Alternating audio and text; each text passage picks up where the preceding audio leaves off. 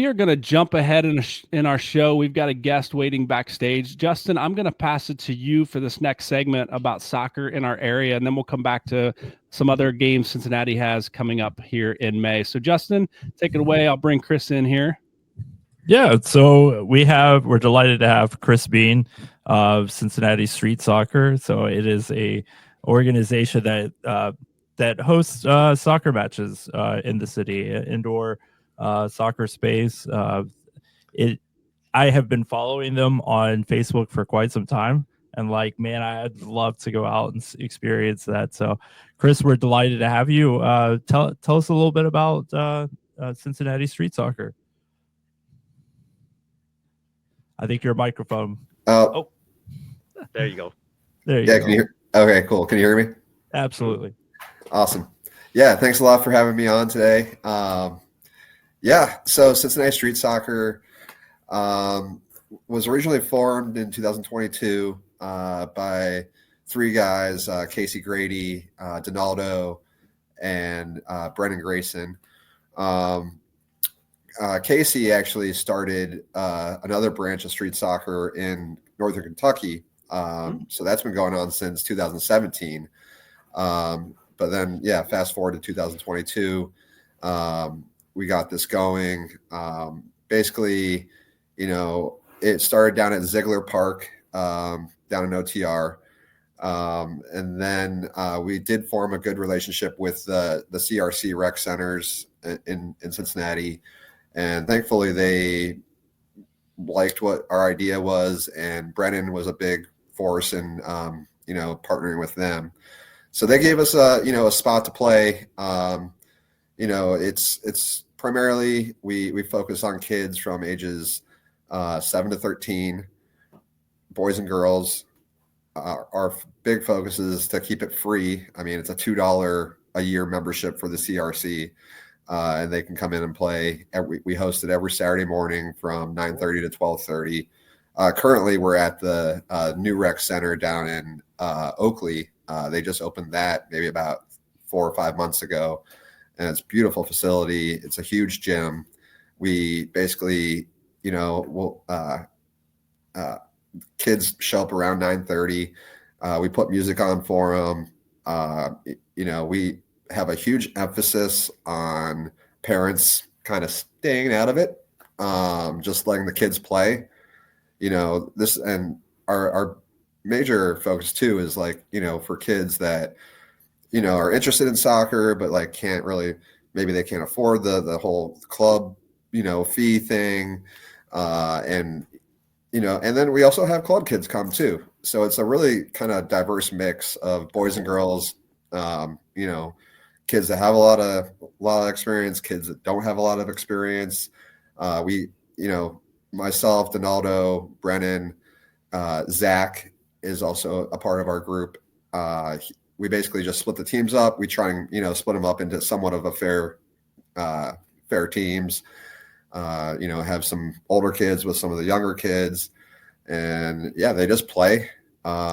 We have kids out there that they play straight for that whole 4 hours of time, and they just have an absolute blast. That's our purpose, is just to make sure that the kids have fun. The pickup culture is so big in other countries, and it's kind of lost here in America. We kind of did get this idea though from other cities around the United States, and we just wanted to bring that to Cincinnati. Yeah, so there's not a whole lot of training necessarily involved. The centers just open, split up teams, and they go at it. They just play. Exactly. Yeah, we've kind of kicked around the idea of doing a little training session beforehand or afterhand, or which we still might do. But yeah, our focus is just if we give the kids a place to play, and give them the freedom to make mistakes, to try things that they might get in trouble for trying at a club practice or something. They're learning in a whole different way by just free play, and we hardly ever have to step in and do anything. And like I said, our emphasis to all the other parents, shout out to the parents for bringing the kids at 9:30 on a Saturday morning, but Stay out of the games. Don't be sideline coaching your kid. This is a main focus. This is for them. This isn't for the parents. This is for them. Yeah, when you talk about the culture, you're right. I mean, I grew up in Mexico City, and we had that kind of stuff pick up on the street. And we literally played in the streets. Yeah. Now we did keep score because there was always the brag. Oh yeah. We from the 21st Street, we beat those guys from the 3rd Avenue. But it was on the streets, and we just kind of improvised the teams, and we had fun. But we did keep score. Yeah, my wife is from my wife Grace. Shout out to her. She's from Nigeria, and she moved here when she was 13. And she says the same thing. It's like you would just find kids playing in the street. That's it. And that's probably why a lot of other cultures are so great at what they do. With dribbling and controlling the ball, because they don't have these pristine turf fields, and they have to improvise. And that's the truth of it too, right? Like, we've got a couple Brazilian friends actually that are here in the States right now. And they talk about, they watch my son play club soccer, and they're like, we didn't play club soccer. Like, we played in the streets, we played at the parks, and the club coaches would come out and watch. And if you were good enough, you got invited to play at a club. And so it's hard for us to fathom this idea of, we just played because we love it, and we learned the game, and we got better, and someone spotted us and invited us on. We pay to play, like we shell out money, hundreds of dollars, right, to play. And I'm for that, right? Like my kid has done that, and he's benefited from that. But to have a place where kids can grow up and just play because they love it, and they're not being pushed, they're not being driven, and it's not, you're not throwing thousands of dollars at it and saying, you better love this, right? they just do it for the love of the sport, and I really do appreciate that. Yeah. Chris, I have a question for you. So, I mean, we all remember playing like pickup football, pickup basketball. We all imitated, the Michael Jordans or the Brett Favres or whatever. Who is the most popular person that the kids emulate out there on the pitch? There's a lot of the CR7, a lot of the Cristiano Ronaldo celebrations. That's probably the celebration that's done the most. I would say CR7. CR7. Yeah, that one's easy though. Right. Yeah. I'd like to imitate Gattuso out there in a street soccer match and see how that goes. Just go after ankles all match long. Hey, we have the Northern Kentucky street soccer group. They have adult pickup as well. It's not just kids. That's on Saturday. Oh gosh, I have 2 left feet and about 70 pounds overweight. Cliff has a league for you, Justin. Cliff has a league just for you. Yeah, I think we can. Really I think really we can play goalkeeper. You won't get turned away. I promise. You might get nutmegged or something, but that's the price you pay for coming out. Can I play goalkeeper sitting in a chair? Scott Sterling did it. Scott Sterling did it. Y'all know that? No, you don't know that reference. I don't. Look him up. Scott Sterling penalty shootout. Look it up. It's okay. You'll love it. Yeah, I think I know what you're talking about. The guy that gets hit in the face. Check it out. Yeah. Everybody go check that out when you get a chance. Yeah. Chris, I'm up in Fort Wayne, Indiana. Jumping in on Cincinnati Soccer Talk here. But we have a guy, maybe you know the name, DeMarcus Beasley, up here in Fort Wayne he's built some futsal courts in a part of town that is the same purpose. I don't know that there's a lot of organization in it, but he's built some futsal courts so kids from the neighborhood have a place to come in, knock a ball around and play. And I love the concept of that. Would love to see, this city do it more, Cincinnati do it more, and cities around the country provide spaces like that for kids to just come out and play. Really appreciate what you do. FC Bittlinger, I don't know if you saw the comment I put up there. It says kudos for bringing soccer back to what it was before it became big business and money controlled. So kudos to you for that. And we do have another comment here I wanted to throw up. Rupesh is asking if you are looking for or need volunteers in any sort of way. Can you speak to that at all? Yeah, absolutely. Rupesh, thanks for asking. It's all, anybody that wants to help and volunteer, we're all about that. It's a community organization. None of us are paid. We all just love the game. We want to give back to it in some form or another. We have, I didn't mention this already, but Jose Castro, he started a Middletown street soccer organization up there. We have another guy, Daniel Hatton, who does a fantastic pickup session over in Madeira, at the new Commons area over there.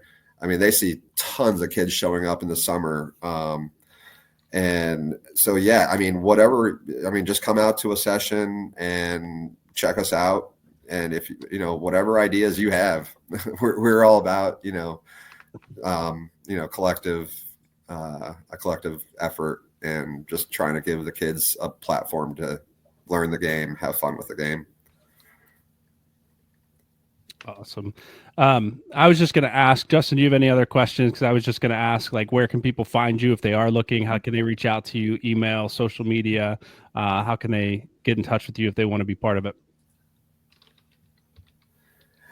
So we're on Facebook and Instagram. Our website, CincinnatiStreetSoccer.com.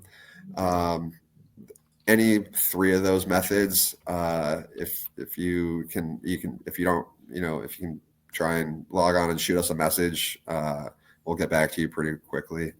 And like I said, we're at the Oakley Rec Center. Actually, we will be moving outside to the Hartwell CRC starting this next Saturday. That's where we play in the summer. Actually, it's a FC mini pitch, but it's a futsal court, because we have partnered with FC a little bit. Shout out to Corbin Bone, the legend.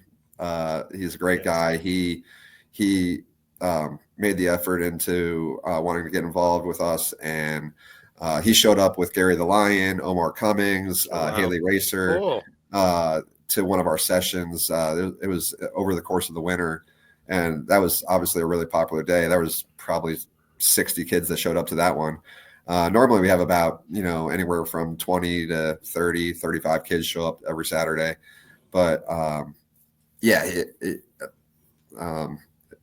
sorry, I kind of lost track of the question originally, but Yeah, just how can people get in touch with you? So it's Cincinnati Street Soccer on Facebook, CincinnatiStreetSoccer.com, or is it? Yeah, .com. Okay, CincinnatiStreetSoccer.com. It's a good way to get a hold of these guys. Justin, pass it to you. Yeah, thank you so much, Chris. I really appreciate you coming on. Thank you so much for everyone at Cincinnati Street Soccer for all you do. This really is what this is all about, right? That's what Cincinnati Soccer Talk was originally founded on, right? Just building up that culture of soccer in Cincinnati. There are a lot of people that are very passionate about it, and it was a pleasure being able to share one story of this great fabric of culture we have. Mm-hmm. Yeah, thank you all. Thank Appreciate you letting me come on and cool story. tell everybody about it. And Cool effort. the more the merrier. I'm telling you, like, kids have a blast. Bring your kid, even if he's a beginner. He'll have fun. Even the most skilled kids there, they look out for the newcomers. It's a very, very good community. Yeah. Chris, thanks for joining us, man. It was good to have you. Hopefully Thank you. more Nice parents meeting you. and kids hear about you, and volunteers get out there, and you continue to grow the sport in Cincinnati. Thanks for what you do. Hey, You and your little friend there. hey there. Marshall. Yeah. Hey, Marshall. Hey, Have a good night, guys. All right. Thank you, guys. Yeah, thank you. Cheers. All right. That was a fun conversation. It is good to hear, we talk about developing young players, and just to hear what is out there, not just at the club level, but at all levels for kids of all ages, beginners and on up. So, Justin, thanks for reaching out to Chris and bringing him on the show tonight.